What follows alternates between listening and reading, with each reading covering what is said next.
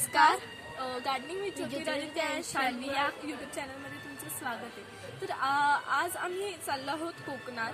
तर इथे आम्हाला शेतकरी हॉटेलमधून आम्ही थांबलो आहे जेवणासाठी. तर इथे आम्हाला बाग दिसली. तर चला बघूया आपण कुठली कुठली फळं आणि भाज्या.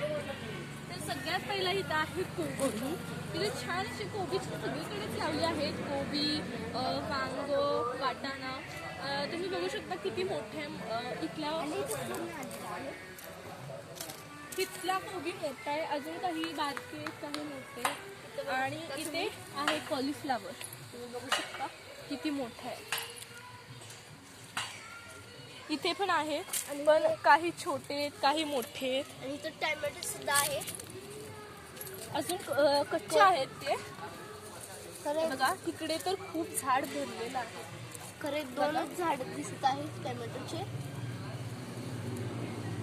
तिथे बघा खूप वाटाणे लागले. आणि इकडे आहे वाटाणा.